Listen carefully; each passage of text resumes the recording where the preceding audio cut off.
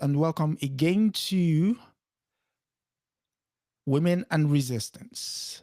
And today, as usual, I have with me Sister Aya Fubara Eneli Esquire, who is has taken this thing to to a different new level. Yes, our women for today would be playwright, playwright Lorraine Hansberry. And so, without further ado, first question would be: would you like to say something before we proceed? I mean, my manners, my manners. Well, good evening. What is it that your friends call you? My name is Adesoji Iginla, and yes, I am the host, one of the hosts for Women and Resistance. So And it's a I may call you a Desoji then? yes, you can, yes, you can, yes, you Well, can. thank you for having me on today. You're welcome. You're welcome. I take it you're comfortable. You have an ashtray next to you. We won't want to start a fire, would we? I have my ashtray and I actually have my drink as well. Okay, okay. Make yourself feel at home. Thank you. So yeah, without further ado, could you tell us a bit about Lorraine Hansberry? You want me to tell you a little bit about myself. Mm, Well, where do we start? I was born Lorraine Vivian Hansberry. I am okay. the last of four children born to my parents. Mm, And I was born on the south side of Chicago at a time that was just really a desperate time for Black people in America, the United States of America, born into segregation and discrimination, and a time when it was really difficult for Black people to dream and to see their dreams come to pass. okay.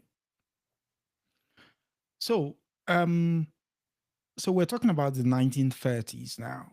This is Yes, I was born on May 19, 1930. And it's a very special day, not just because that's the day I was born.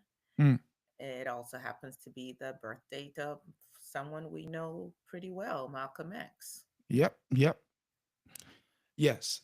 Speaking of, I mean, that great tradition of having our black giants moving in sync with each other, what would you say was Lorraine's upbringing like? To Mm, go back down that lane. Well, I was born into what would be considered a middle class family, mm-hmm, of course, a Negro family at the time. My parents had migrated from the South up to Chicago looking for a better life, and both my parents were college educated.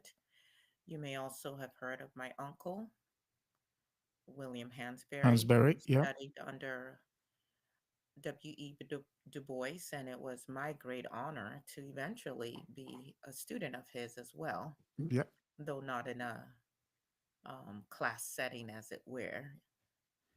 Um, My older siblings were significantly older than me. My sister was about 9 years older than me, and so I learned to keep my own company. Okay. I loved reading. I was very curious about the world around me. My childhood, despite our access to income, was not idyllic by any stretch of the imagination. Um, We're I talking recall segregation now.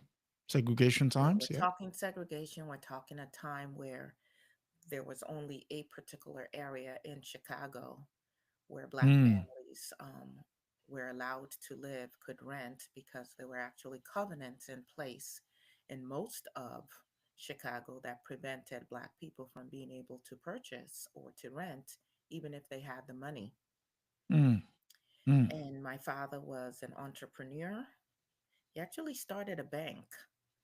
mm, Um, and soon after that, went into the real estate business. mm, mm. And was quite innovative because he figured out a way to provide Maximize more space. housing. Yes, well, you can say that, but his goal was to provide more housing options Hmm. for Black people. And so he would purchase buildings and then he would set up partitions, if you will. They were called like kitchenettes. Yeah. And it wasn't a whole lot of room, but it did give the Negro people, the Black people, a lot more options in terms of even being able to get housing at all. And that was a source of quite a bit of his fortune. I recall a story as a child. Hmm. It was Christmas, and my mother had bought me this fur coat. It Oh, was the all Emin fur coat. it was all white, and I was a pretty simple child in terms of my tastes, and I did not like that coat. It reminded me of a rabbit. And but my mother wanted me to put it on and wanted me to prance around and for everybody to ooh and ah over this coat, which I Hmm. can imagine cost, quite a pretty penny. And when I went to school, because of where we lived, I was one of a handful of Black students who actually attended that school, Betty Ross. It was a predominantly white school. And I got beaten up for wearing that coat. They beat Why? me up, they beat me down, they got the coat all dirty. Because I was not staying in my place. And for some of the students, it felt like I was putting on airs, including the Black students. Mm. Um, we finally moved to a part of town that ended up in the Supreme Court case, Yep. Hansberry v. Lee, that did not end covenant restrictions, but it did eventually, after much agitation, the NAACP actually came out in support of us, and we kept appealing until we got to the Supreme Court. It ended up allowing us to move back into that house because we actually were initially evicted by a lower court. But living in that neighborhood, it was horrible. I couldn't go out to play with the other kids in the neighborhood who were white. Mm. I got beaten up most times going to and from school. Um, Can you recall any incident that stood out to you whilst you were growing up in terms of mob, quote unquote, mob oh, justice? well, there were so many incidents. It was a pretty scary time. We actually had um, protection in our home. My father, my parents had hired a man to a number of people, but I particularly recall this time where there was a mob that Mm. was gathering outside, and my mother and this man, my father wasn't home, ushered me back indoors to protect me. And a brick was thrown through our window. It was thrown so hard, it shattered the window and embedded itself in a wall in our home and just narrowly missed my head. I Was the recall nights when my mother was patrolling the house trying to protect her children with a gun in her hand, a Luger to be more specific. wow? Um, I recall having a sense of not knowing if it was worth it and definitely not feeling like my mother had the protection that she needed, at times when my father wasn't around, where but like a Black woman, she did what she needed to do to protect her children and to protect her home. Okay. So, um, obviously we know she she sort of saw the home as being under siege. The fact that she, It definitely was. Mhm.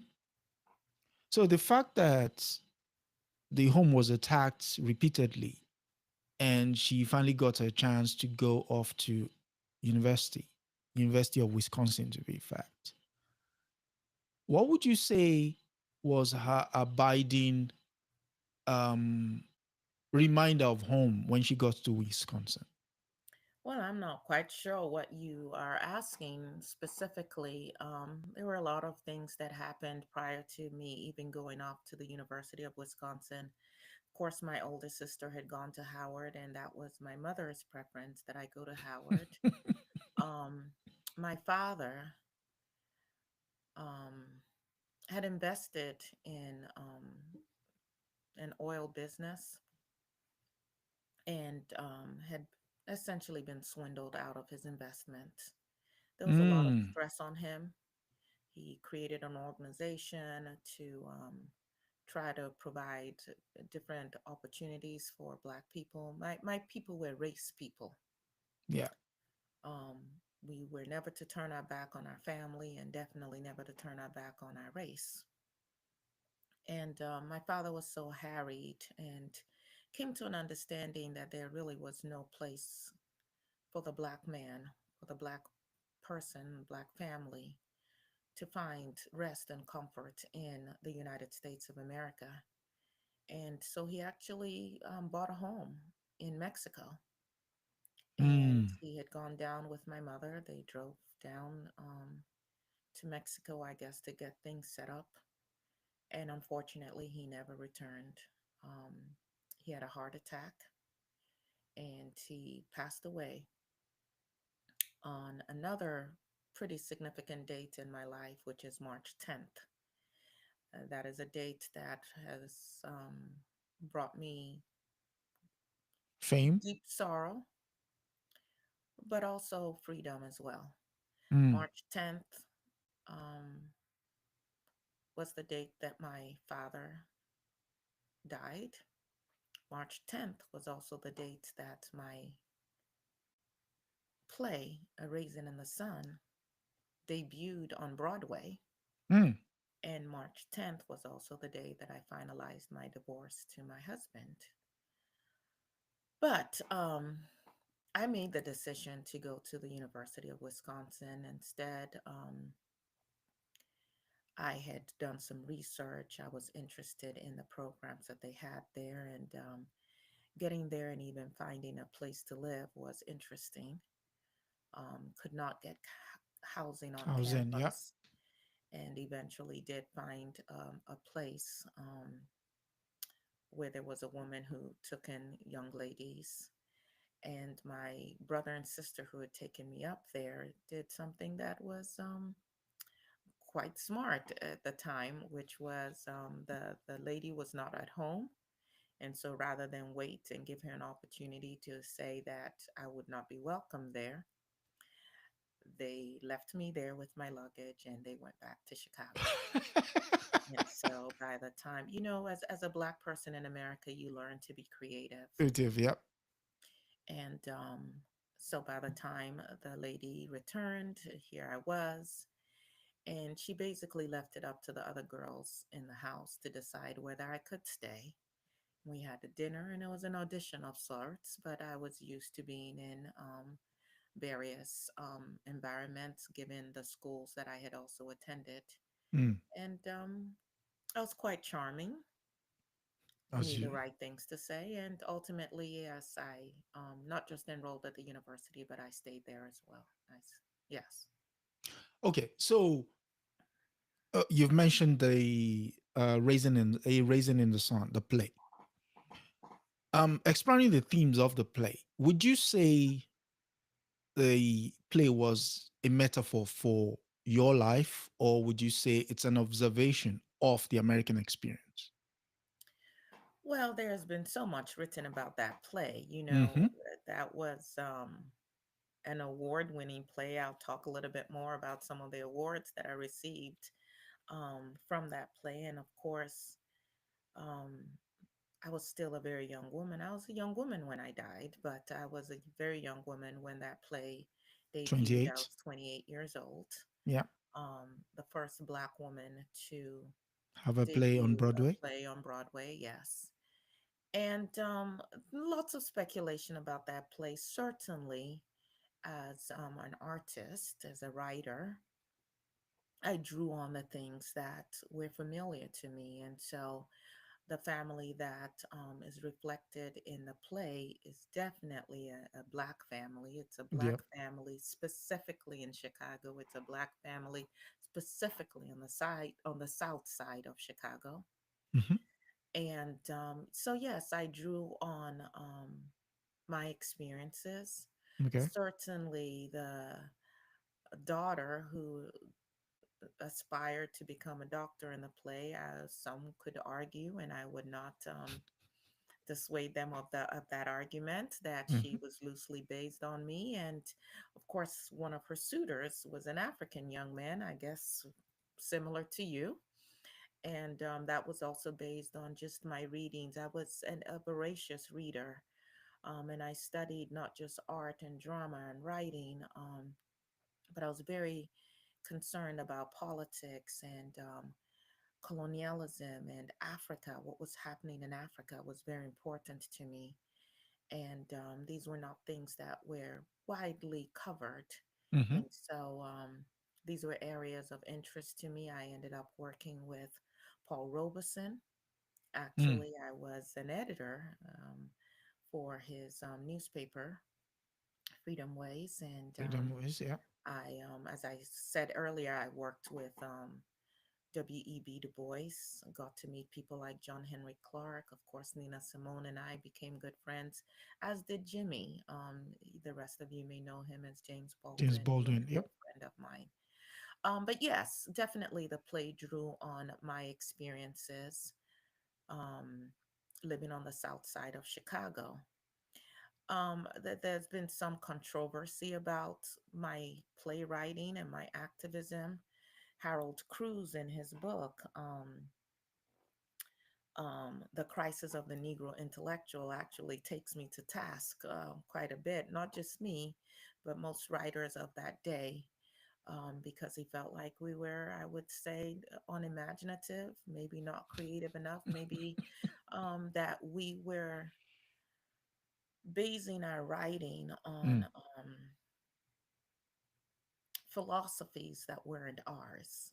At that point in American history, we're now talking in the 50s. You're looking at MacArthurism, you're looking at all the charges about being communist. And of Communist. Yep. course, many of us who spoke out ended up with FBI files. And I happen to be one of the people in that group, although they clearly did not know as much about me as they thought that they did.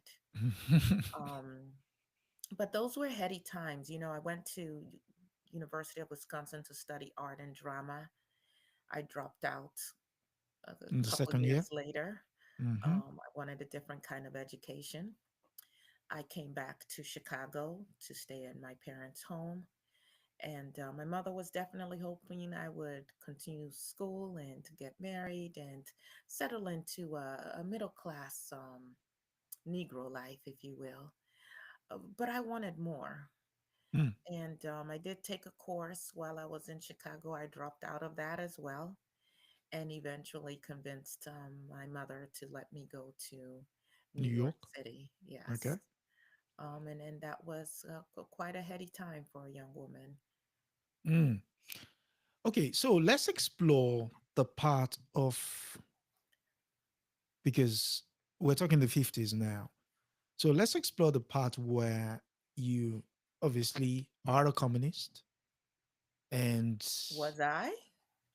well, that's the understanding that people looking at the way you move in terms of your activism and the fact that you didn't seem to dissuade people from thinking that's the case. So one would Well, be, people had a lot of thoughts about me. I mean, at one point, I traveled to Uruguay and I actually represented Paul Robeson at a conference yes, because his passport had been, passport had been revoked. mhm, W.E.B. Du Bois' passport had also been revoked. As a matter of fact, at the time that I worked with him, he had been so maligned that even most respectable Black people did not want anything to do with him. And he was actually struggling at that time even to To feed provide for himself. Yeah, himself. yeah, yeah, Yes, yeah. yes. So those are accusations. I don't feel like I need to dignify it one way or another. Okay. I won't take you to tax on that. Okay, so And I cannot, even though I am trying to be Lorraine Hansberry, holding this cigarette in my hand is a lot of work. So, for those of you who are smokers out there, this is a lot of work. I keep wanting to put it down.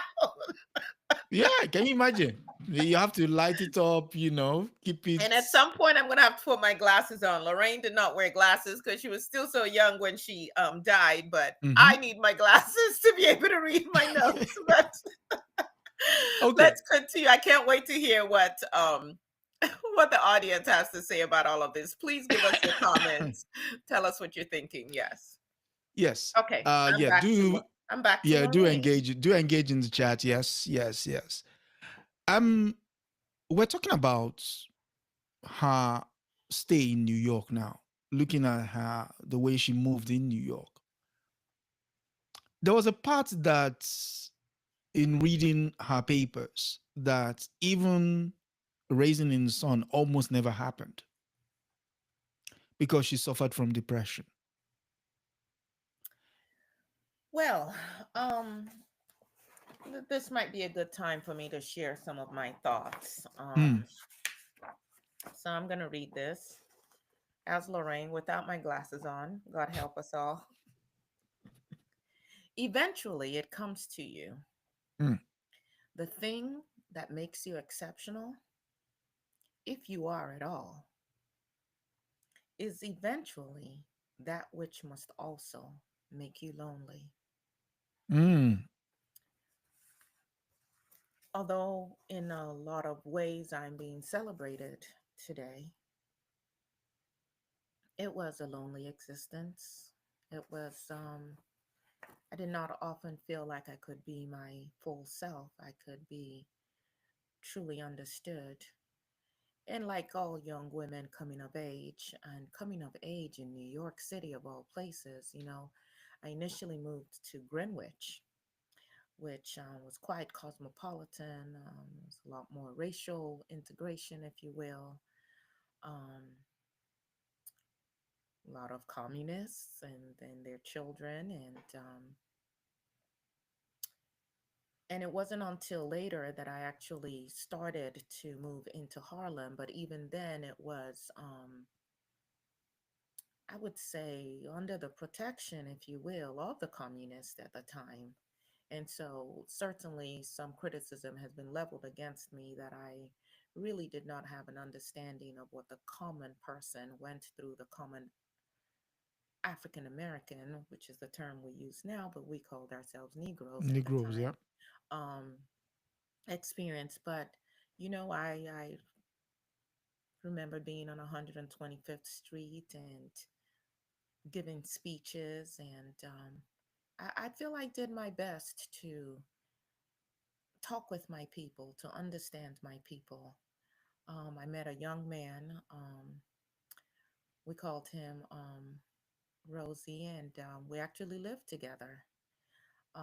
He got to meet my family, and I realized that although he was an activist, he was very much enamored with middle class trappings and materialism. Mm, Um, Unfortunately, he ultimately also became a heroin addict to the extent that it cost us where we lived. I got evicted, and we were going to get married at one point. But he actually already had a wife, unbeknownst to me. That was definitely a heartbreaking situation for a young woman, but most young people at some point will experience something of that nature. mhm. And it was actually shortly after that I met the man who would become my husband, whom I call Bobby. Okay. Um, hold that thought with regards to Bobby. Let's explore the aspect of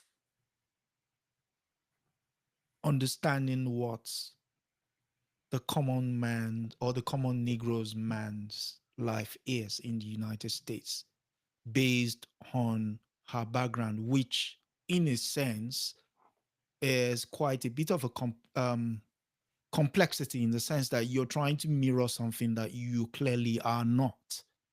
Some would say, what's the word? Cosplaying.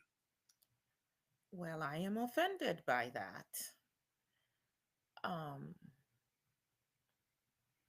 let's address the elephant in the room. Okay. I'm well aware that in some quarters, people considered my father a slumlord. He was a race man who wanted to do right by himself and his family, and he also wanted to make things better for the Negro people. I feel like he was very much misunderstood.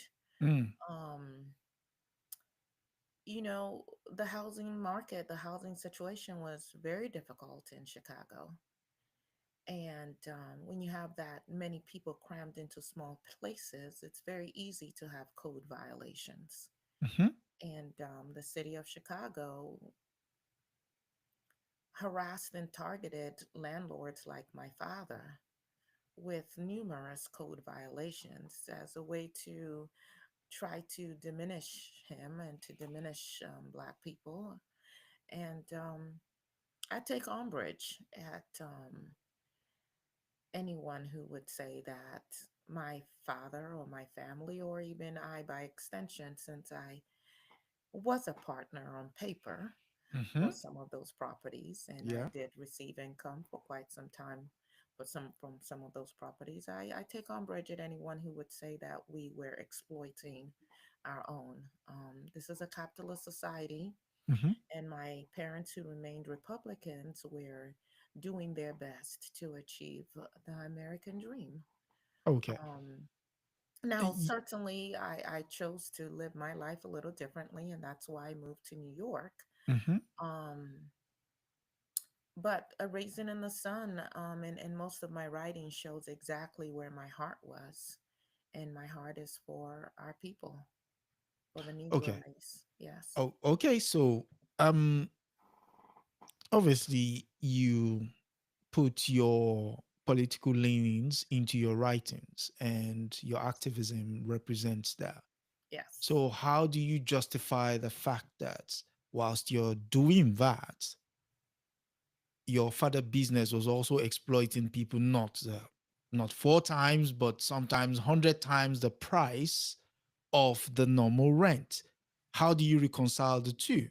Because here we have an activist penning thoughts, the American thoughts, onto paper, putting it on the stage in front of people, representing their grievances with the society, but still partaking in the same grievance, but this time on the side of the oppressor. It's unfortunate that we have an opportunity to talk about my life and the ways that I contributed, which are still relevant today. Yeah. Some people describe me as someone who was ahead of her time, and that you want to focus on something that I've clearly debunked already.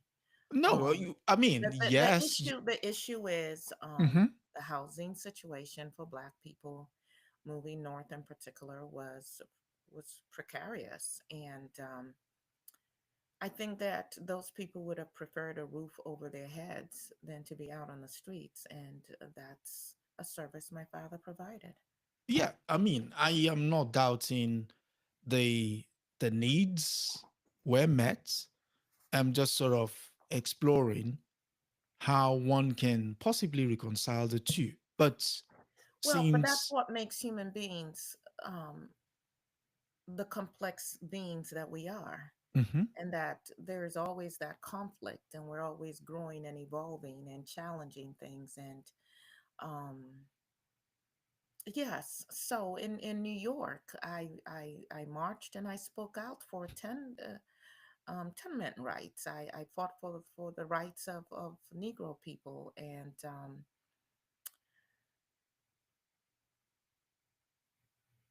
looking back now, you could certainly, I suppose, and you are making the argument that maybe I could have been more vocal with my Yes. family and our dealings. But again, I think you do me a disservice. I died at age 34. Hmm. I was the youngest in my family. My family had experienced a lot of trauma. And I think most of us can relate to sometimes not always being in sync with our families, but that's our family anyway. Yeah. And families forever. I would Okay. like to focus on some of the things that I did, Okay. if No, you I don't was gonna mind. go there because I mean you've laid that to rest in Yeah. terms of your reconciling, even Because my though. father, in his own right, was a revolutionary, and that was something that I aspired to be as well. And so in 1959, Mhm. I made history as the first Black woman to have a play produced on Broadway with A Raisin in the Sun. Yeah. It's about a Black family struggle and their resilience. This play went on to win the New York Drama Critics Circle Award, making me the first Black playwright and the youngest recipient of that prestigious award. And it wasn't easy to do this. As you had, brought up earlier, I battled depression for most of my life. Um, I moved quite a bit just trying to make ends meet. I worked as a waitress. Um, I did what was required to make a living, but also to fight for my people. Hmm. Now, I did get a lucky break, if you want to call it that, because my husband, um, hmm, Robert. interesting enough, well, I call him Bobby, but yes, my husband actually ended up coming into quite a bit of for fortune when a song that he wrote to a calypso, it was a calypso song, which was calypso was the rage at the time. If you would recall, Harry Belafonte Monte. Mhm. had some hits at the time, and the song was called Cindy Oh Cindy, and it was actually based on a song from my people, the Gulagichi people, for the people of the Negro race, a work song, and they put the melody of that song in words and put it to a calypso beat. I suppose again one could say here comes a group of people capitalizing on the culture of the Negro Mm. race. But at any rate, he and his partner put out the song. It ended up being recorded by people like Ed Fisher, and it did very well. And based on the royalties from that, I was able to stop working and looking for a way to make a living, particularly after Freedom Way's paper was closed for lack of funding. And I was able to focus on my writing, in spite of, all of the other challenges. And so my work was more than just theater. Mm. It was a statement. It was a demand for dignity. It was a Okay. reflection of the realities faced by Black families back then. And it was something that had never been seen before, um, as much as I can recall, in on Broadway in that way. And of course, Sidney Poitier was acted in it for, I think, the probably like the first 190 um, outings of Episodes. the play, Yeah. and then eventually Asa Davis took over in that role, and Ruby Dee was in that role, was in that play as well, and it was just groundbreaking. Beyond the theater and the stage, and of course, after unfortunately my death and dying much earlier than I anticipated that I would. In addition to that play and other plays that were later either published based on my work, what I had written, plays that I had actually worked on, Mm-hmm. like Sidney Brunstein's Window. My husband also, although people didn't realize until after I died that we had actually gotten divorced, also was able to put out a play called To Be Young, Gifted, and Black, which also went on to do very well. And of course, there's the song that was written by my dear, dear friend Nina Simone, Nasimo. also titled To Be Young, Gifted, and Black. I certainly encourage all of your listeners to go and revisit that song. But beyond the stage, I was deeply engaged in the rights, the fight for Negro people across the world. You Mm. know, I wrote about Kwame Nkrumah, and I was very deeply disturbed by the assassination of Patrice Lumumba. I met with Robert F. Kennedy, James Baldwin, and other, I guess you would call us Black intellectuals, to push for real change. I did fundraisers for SNCC. And actually, if you recall the story of the three young men who were killed in the South, In yeah, um, the they Freedom never, Riders. yes, before they found their bodies, they found a car, a station wagon. And that was a station wagon that had been purchased with some of the um, proceeds from a fundraiser that I had done for SNCC. Mm. And that would just hurt me to my core. Um, I actually wrote this in my diary. Do I remain a revolutionary? Intellectually, without a doubt. Mm. But am I prepared to give my body to the struggle or even my comforts? Mm. I had hoped that once I got better, that I too, like my friend Jimmy, would go down to the South and put my body on the line to back up what I said I believed and what I wrote about. But that was not meant to To be. be. Yeah. Okay. Speaking of putting one's body on the line, it was said that she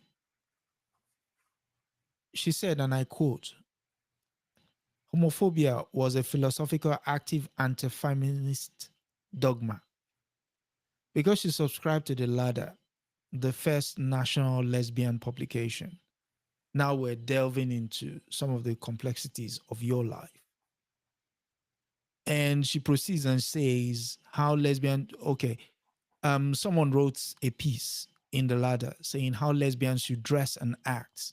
And she retorted in a letter to the editor that as a child of a black elite, she wrote, she had been taught how to dress and act for the dominant social group.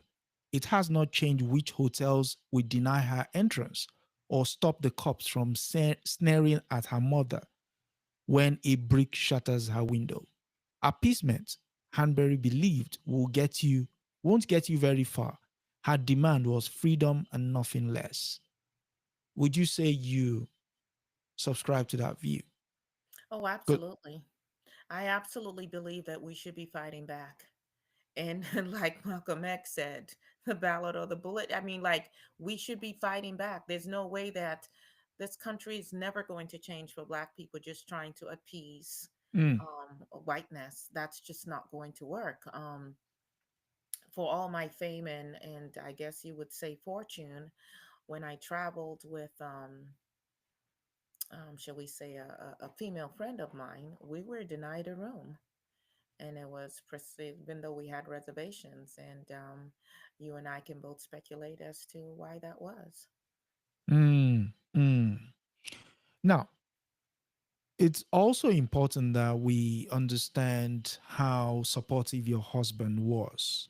Um, Well, speaking specifically. before we talk about my husband, and he was my best friend. He was very, very important in my life. And certainly, we may not be having this conversation today, but for his devotion, his dedication to keeping my legacy alive.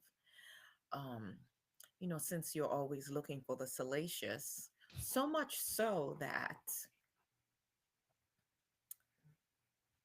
3 years after our divorce, he married another Black woman, very accomplished in her own right.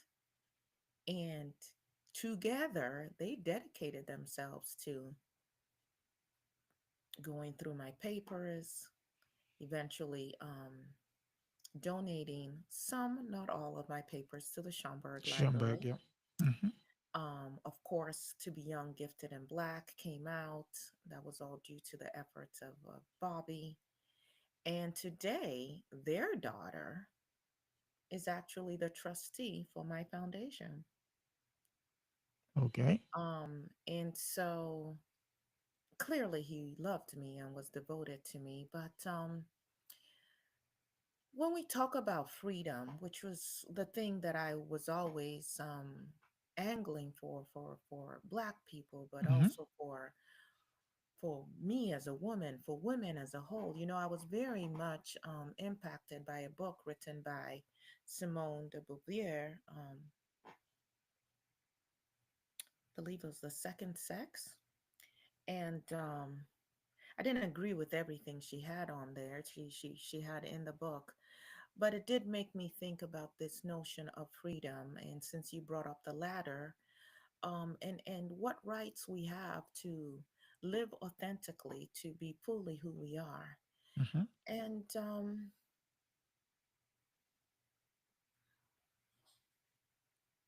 as a young woman, there were certainly times when I was um, very much struck by my attraction to other women, which of course was something that would have been considered a taboo. And so, in this day and age now, where there are now spaces, although still being threatened, where a Black person can be Black, can be woman, and can be lesbian, um, those spaces weren't quite as readily available in my time. Okay. Um, if we still to explore the political angle of um your personality, you took umbrage with the vice president of the New York chapter of the NAACP for buckling under the, well, you claim you're not, but you accuse the New York chapter of buckling under the pressure of the anti-communist pressure. When one of them even shouted down Paul Robeson at during a panel that was specifically to help Black people find jobs in radio and television. Would you say you still hold that view with regards to the NAACP being outmoded, as you put it? Definitely at the time of my death, yes, I felt very strongly about that. I mean, it was just absolutely disgraceful what they did to W.B. Du Bois, wasn't it? Yeah. Certainly you would agree with me on that count. Um, the shocking and jiving on any level is not something that I can stomach, which is why with all my characters, I gave them that dignity. In fact, that was my issue with Porgy and Bess, which was a Broadway, show that had done very, very well prior to A Raisin in the Sun. And it was building lives on caricatures and Mm. stereotypes and basically robbing us of our full humanity. And if that story were to be told, it should be told by us. And so looking back now, if I were still living today and I would, have had the gift of hindsight, definitely I think that the times that we're in show that the NAACP has largely been ineffective. I'm not opposed to what little good that they've done, but I would say now that even though I was aligned to some degree with the Marxists and the communists, that they too, looking back now, were problematic because it seems like in every instance, white people just want to control us. Mm. We can have freedom, but only on their terms. And so even with the communists, They decided who was part of the in group, and to that degree, I would agree with Harold Cruz's sometimes very strident criticisms of me and other Black intellectuals of the time, because our philosophies weren't ours. In fact, let me read from something that he wrote, of course, long after I had passed on, at which point I am going to have to put my glasses on. Okay. Harold Cruz wrote, first off, the Negro creative intellectual, as writer, artist, and critic, has no cultural philosophy, no cultural methodology, no literary and cultural critique on himself, his people, or on America. Hence, he cannot create, establish, and maintain a code of cultural ethics, an artistic standard, a critical yardstick, or any kind of cogent and meaningful critique on society that might enable him to fashion viable and lasting institutions in the cultural spheres that motivate progressive movements. We still today are dependent on white people to tell us The what is validation. possible and what the parameters are, and that is a problem. Whether we're talking about the Negro race here, Black people in the United States of America, or in the UK where you are, anywhere in the diaspora, and unfortunately, even on the continent, we just have not expanded our imaginations beyond the confines of Western philosophy to our great Mm, detriment. mm.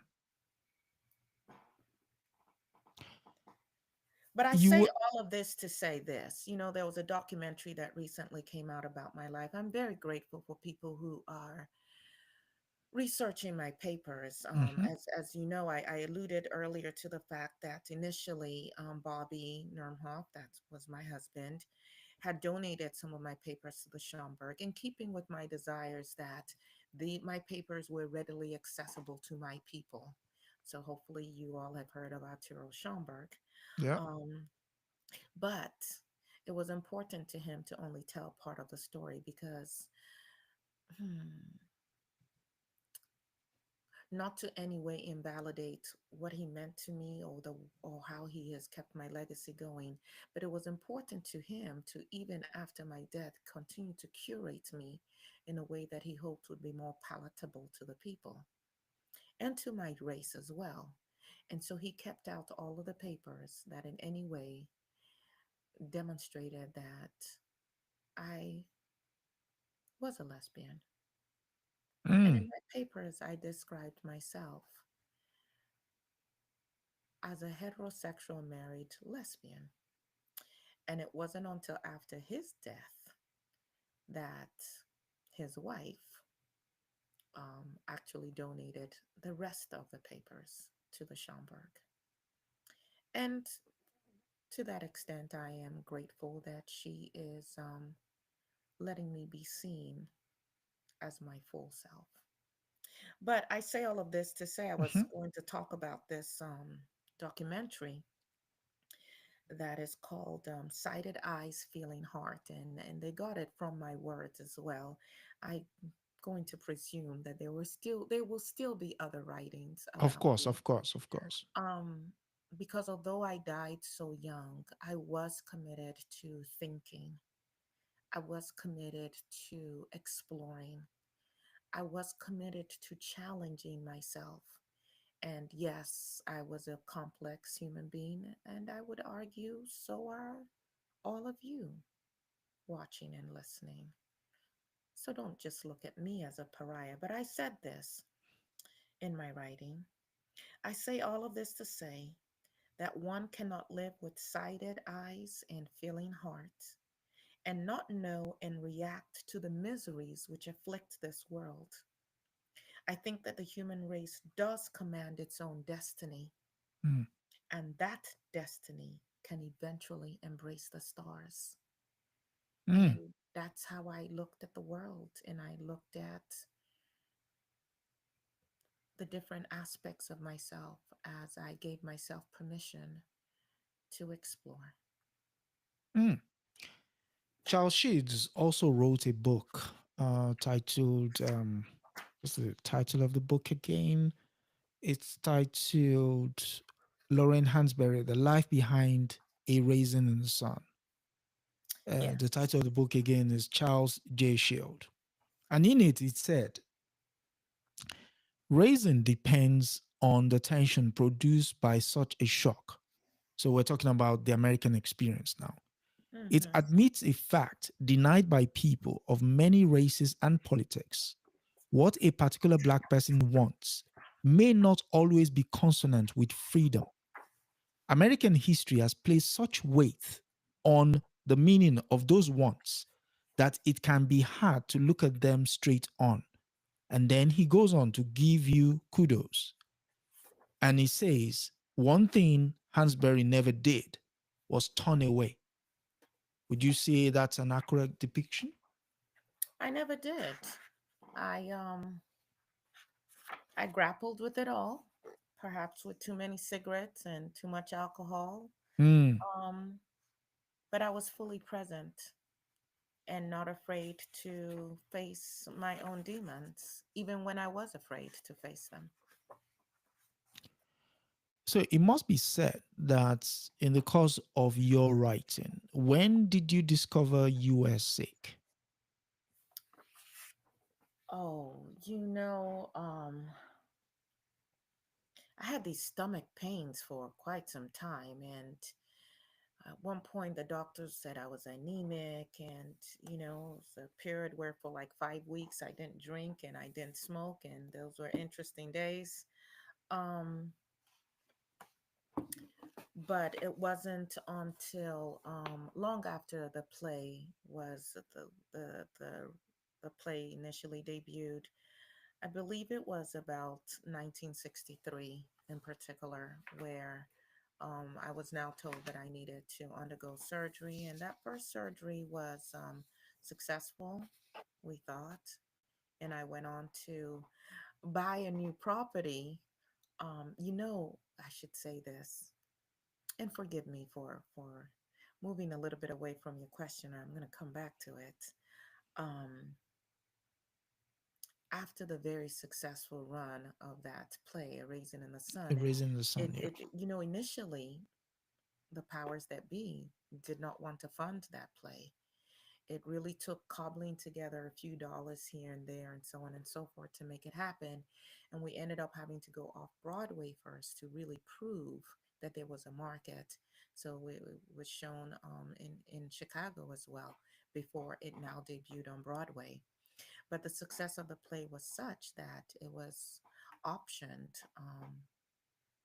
by Hollywood for a movie.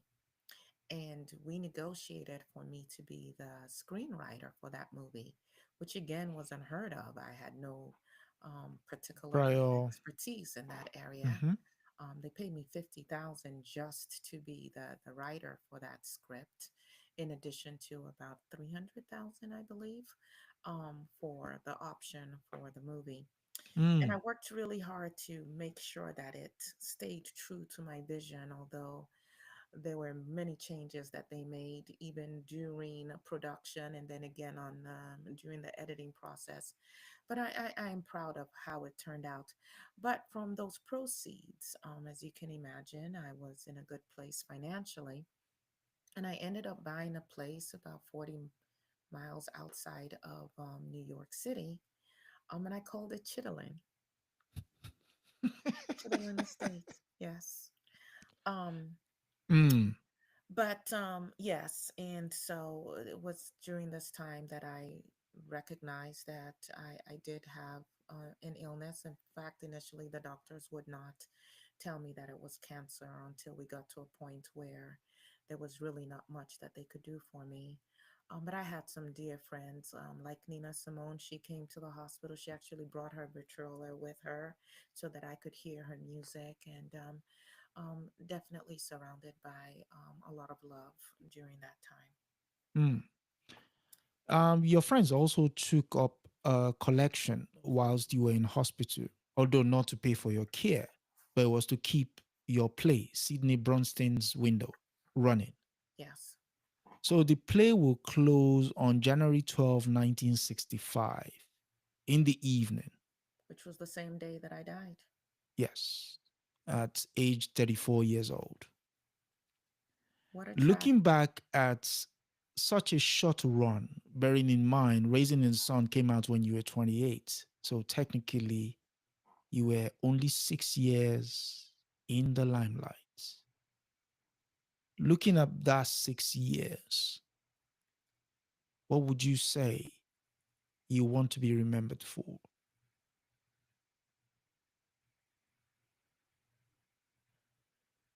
Hmm. Those were heady times. I didn't necessarily seek out fame, um,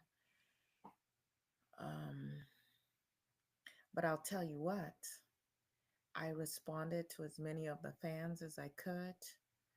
I I was getting offers to speak at so many different events, and I went to as many as I could. I particularly like to engage with the young people because I wanted to infuse this sense of hope and also this sense of responsibility. We have a responsibility to ourselves, we have a responsibility to our race. Mm, Well, that's something that was definitely instilled in me by my parents. Um, I have to tell this story.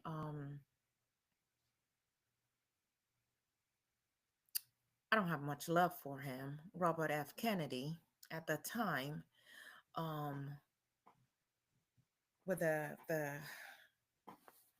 civil rights movement raging and Black people being brutalized in the South. He just wanted to make it go away. And so I got a call from Jimmy, my good friend James Baldwin, and Jimmy and I had a lot in common. But Jimmy said, Robert F. Kennedy wanted to meet with some of us. And we met at an apartment that they owned in New York City. And I really did not have time for the shenanigans, if you will. He was very dismissive of a young man who was there who had actually been beaten up and had come to New York City. BT was one of the freedom riders and had come to New York City to get some treatment. And he wanted to disregard him and basically talk to those of us, more forward facing, if you will, more famous Black so called intellectuals. mm, And I gave him a talking to. I told him the person he needed to speak to was that young gentleman and that we would not be used in that way. This was in 1963, and that the country and he in his role needed to stand up and protect Black people. And once I was done with my say, I walked out, and I think the rest of the people walked out with me. Um, what do I want to be remembered for? I want to be remembered as a deep thinker. I want to be remembered as someone who was a revolutionary, who was willing to, though I never had the chance to live it out as fully as I wanted to, I was willing to put my body on the line for what I believed, which is the freedom of Black people across the globe. mm, Um, I want to be remembered as a woman who was courageous enough to be free. I want to be remembered for someone who loved deeply and wanted to be loved. Growing up, my mother wasn't very demonstrative in terms of affection. When you got sick, yes, you would get cuddled a little bit more and be nursed back. But perhaps it was the times and the fact that she had to be so strong. But I did not get the love that I wanted. And being married to my husband, I also did not feel like we were sexually as compatible as I would have desired. mm, And so I would also like to be remembered as a woman who did not allow herself to be constrained, but was courageous enough to be her full self. mm. Yes. I do want to share quickly, just for those who may not know. Um, as I've stated earlier, I was the first Black woman to have a play produced on Broadway, A Raisin in the Sun in 1959. I've told you about the New York Drama Critics Circle Award, which I got at age 29. I also received Tony Award nominations in 1960 and posthumously in 2022. My play was nominated for Best Play at the 1960 Tony Awards. Mm. In 2022, the Broadway revival of The Sign in Sidney Brunstein's Window earned multiple Tony nominations. A Raisin in the Sun, of course, was adapted into major films in 1961 and 1989, and again in 2008, reintroducing my work to millions worldwide. And in 2008, the ABC TV adaptation of my play won multiple NAACP Image Awards and was nominated for 3 Primetime Emmy Awards. Um, as I said, I was a financial supporter of the Student Nonviolent Coordinating Snake. Committee. Um, I also, in 1969, Nina Simone honored me when she wrote the song and performed it, To Be Young, Gifted, and Black. And that I still want Black people to hold on to that. How amazing it is to be young, to be gifted, and to be Black. And in 2013, the US Postal Service issued a Lorraine Hansberry Forever stamp as part of the Black Heritage Series. In 2010, I was inducted into the Chicago Literary Hall of Fame. Wow, moved up from the south side of Chicago. Chicago. Part of my legacy includes the Hansberry Theater in San Francisco, which was opened in 1981 and is still there. Revival of my works, LeBlanc's, the Sign in Sidney Brunstein's Window, and my essays continue to be studied and performed. And in 2022, the Broadway revival of the Sign in Sidney Brunstein's Window reintroduced me to a whole new generation. There are also so many books by me and other books that have been written about me. So, of course, if you're going to talk about me, I'm looking for it right here. Yep. You definitely want to get to be young, gifted, and black. You might not be able to see that on the screen. Yeah. Um, and of course, it was adapted by Robert Nemiroff. There's also Looking for Lorraine, The Radiant and Radical Life of Lorraine Hansberry. Imani That Perry. was written by Imani Perry. You've already mentioned Lorraine Hansberry, The Life Behind a Raisin in the Sun by Charles J. Shields. Another one that came out, I absolutely love it when Black women write about me. And this Their is, radical vision. yes, Radical Vision, a biography of Lorraine Hansberry by Soyika Diggs Colbert. This one came out in 2021. There's another one that's in the works as well. And there's, of course, this one, Conversations with Lorraine Hansberry, edited by Molly Godfrey. And the documentary Sighted Eyes, Feeling Heart, which came out in 2017. Um, Tracy the, Heather. the Black Theater, The Making of a Movement, which came out in 1978, features a segment on my impact on Black theater. And then, of course, the documentary on my dear friend Nina Simone, What Happened, Miss Simone, which came out in 2015, also discusses my influence on her. In Yeah. fact, her song, Mississippi Goddamn, was influenced by me. There have been many television specials. Um, yes, so definitely my legacy endures. I was a complex woman. Yes, I was a lesbian. I loved women. I loved men. I loved black. I loved white. I came from a middle class background and I spoke up for people who had less than I did. And I Mm. also enjoyed the trappings of wealth. Um, I am all of those things. And all of those things are worth studying and some of them worth emulating, but perhaps not the cigarette smoking. Yes. Health warning at the end. Yes. stay off the, stay off the, stay off the smoke. Yes. Yes. Yes. Thank you very much for taking your taking time out of your very, very busy schedule to, sit with us and walk us through your life. And we're going to break with tradition. Who are we having next week? Well, in the tradition of women and resistance, because I was all about resistance, I'm so grateful that you all are doing these series because people need to study us, not just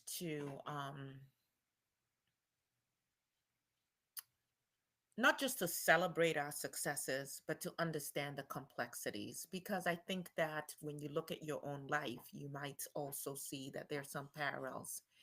Something that I did that I'm really astounded that I did as a young woman is I took myself seriously enough that I kept my writings. I Mm, journaled. I considered myself a writer and I wrote. I affirmed my work. And I think that that's something that too many of us are not doing in this day and age. And I would like to extol all of us. That tradition of reading, that tradition of studying, that tradition of finding a group of people that you can think critically with, people that challenge you and people whom you challenge. That tradition of fighting for our rights and not laying down, even mm, though it cost us our life, because I believe racism killed my father, as it mm, has killed so many other Black folk.